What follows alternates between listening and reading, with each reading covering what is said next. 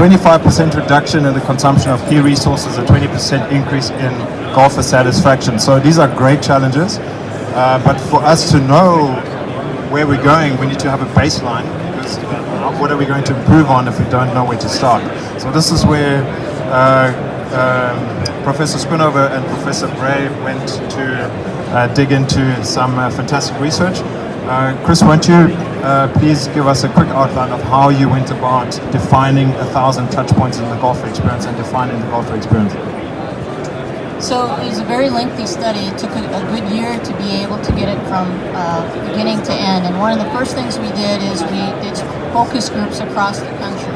And we looked at and asked individuals from a variety of different places to be able to say, what have you experienced? What do you wish for? What are those expectations from beginning to end when you think about playing golf that day, all the way to when you leave the property? So the first part was to go through and talk to golfers and start to just write down every experience, and we'll define that in a minute. Second thing is we had to ask owners and operators, what are you doing that maybe the player isn't aware of, but you're doing? And so we asked that. Then the next component was for us to go out and survey and continue to bring that. And through that, we found over 1,000 touch points. And within those touch points, and back to the USGA's challenge to be able to say, how do we increase golfer satisfaction? We believe and we know that participation is down. But could it be, not because there's not enough players or facilities, but it could be that the experience just at some point was what we call a dissatisfaction or pain point or a frustrator. From that end of it, we went through then and went and did on-course observations. We used Tagmarshal for the pace and the time component of it. And then we also used Gallows Golf to be able to help us to have this kind of immediate impact of, was that good? Was that bad? And after we were at the facilities and doing these observations, we also interviewed those individuals, and you'll see that a little bit later as to what those components were. So we developed, with my colleague Dr. Breyer, we went through and this is what we call the golfer journey, the journey to and from. It can start at the engagement, which is human to human or human to computer, booking that tee time online, through to arrival. A lot of components here in the golf side of it, and golf actually had two parts to it. Golf has course conditions, pace being part of it, but then it also had what we call these features and services. If the turf department goes by and interrupts, if dove cart comes through, if the playing partner, so the ball washer wasn't exactly where it was supposed to be, it has a lot of end of it. Exit is, they've just left the last hole, but they're still at the property. And then again, extend is how do you reach back out to them to have the likelihood that they're going to be back to your facility. So through these stages, journeys, we were able to then kind of come through with these satisfaction and dissatisfiers. Thank you. So you went and classified all of those 1,000 touch points across this range of perfect frustrator through. I noticed that there's no neutral here because there is no neutral. An emotion is either or, right? There is no 0 point. And perfect delighter is what really makes my day as a golfer in terms of my experience. So what we'd like to look at now is what are some of those aspects and how do they rank, and what have you found, particularly also with our topic obviously being the marshalling, the time it takes to play, the pace, the flow, and the course. What have you found in your research are the key factors, both negative and positive, and were there any surprises?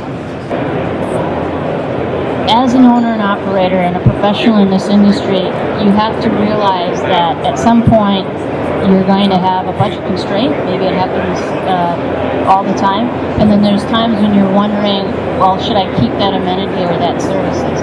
And so what we wanted to do was to be able to define those perfect, what we call satisfiers, delighters, and those perfect frustrators. And then there's this line in between, and you can see that there's a lot of different levels to it. When we found a perfect frustrator, you needed, our strategic initiative to you would be to say, go fix it. If we found a perfect delighter and satisfier, keep it. Everything else, individuals enjoyed, but these were the ones that had an immediate impact in the overall satisfaction. pace being a component of time, these are the areas that we saw. So we realized that it's this human-to-human component, having this individual that meets you as it relates to whether you're on time or not on time. And we used Tagmarshal to be able to show a group was either being delayed or ahead of pace. So these interactions, these perfect delighters, you need to understand and you need to keep. And what we refer to this is that the marshal, the ranger, identifies, whether it's through tag or your other matrix that you're using, that you're behind or that a group is ahead. If you have a marshal on the golf course and the opposite happens, which is there's a group that is being delayed and that marshal does nothing to interact with a perfect frustrator, you cannot make up that experience. So you've already possibly disappointed them regardless of, I'm sorry, a reduction in a rate, whatever. You've created a situation that's not available. Tee to green, difficult, okay? You can't redo the golf course, but you maybe do implementation such as a shuttle. Allow every once in a while to be able to lift a group and put it back into place. On the opposite end of it, when we looked at the placement of those, again, you have a marshal out there, maybe you don't want a marshal. Maybe you use the technology that could come from this software, Tagmarshal, to be able to say, I only want that marshal when there's an opportunity to correct, and when I have to go out there, I must correct. So those were some of the components that we found when we said these perfect frustrators are those pain points that have to be addressed. It was really interesting to see that you said if there's something good and if you're delighting people, keep it. So the conditioning is obviously something that's a major focus for all operators, and a huge budget portion goes into that. But what you mentioned now is that if there is an incident where other speed is not great and there's corrective pace of play action that is not done well, then the players can't even see the well-conditioned course. They just boil over in emotion.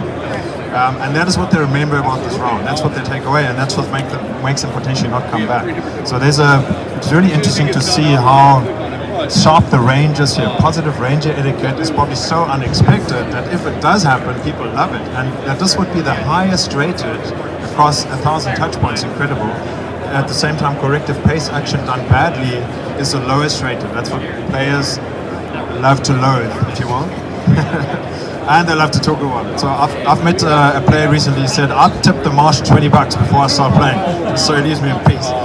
So the placement of the marshal is important, and often players perceive it, that person's not doing their job. And it's really hard job to do in anyway, because a lot of opinion is in play and not enough data generally.